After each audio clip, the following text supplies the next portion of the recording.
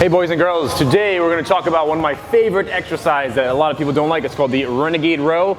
I don't know why it's called Renegade Row. You're in a prone position, so I'll just call it a prone row for today, okay? So this is a great drill to teach core stability and gain core and hip strength, all right?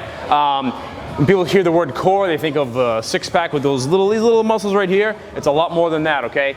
For me, the core involves your entire trunk, the stabilizers of the hips, the glutes, the quadriceps, all those muscles that need to work in conjunction together to create a lot of tension so that when you go to push things, run, jump, walk, etc., they help keep the back stable and also helps transfer energy to the floor, okay? So with the Renegade Row, what you want to focus on is maintaining as close as possible 3 points of contact, okay? 3 points of contact are much more stable than 4 points of contact, okay? If I have a wobbly table, if I cut the fourth leg off, the three legs will always find a stable surface, all right? So you want to make sure that the first thing you're doing is making sure that the dumbbells are close together. Again, try to create those 3 points of contact directly below your chest, all right? So from the front, you want to be from here, hands close. And what I tell people to do is bring your feet slightly wider than your hips. That's going to give you that very stable base, okay? So from the side, I'm here.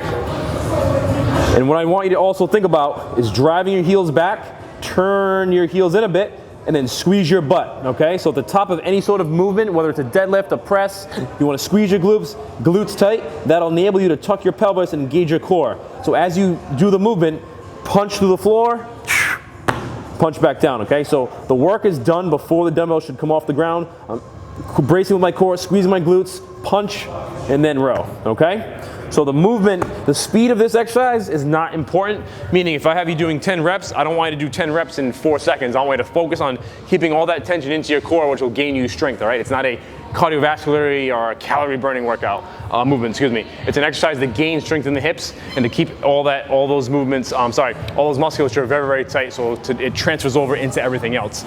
Like I mentioned earlier, if I was gonna do a press or a squat or a deadlift, the top of my movement as I come up, I'm trying to maintain that core stiffness and core stability, again, to transfer energy, stabilize the back, and create a lot of power and keep your back safe, all right? So again, focus on hands close together, keeping the glutes tight, tucking the pelvis, bracing, breathing, then rowing, all right? Try that out and I guarantee you'll have a lot more fun.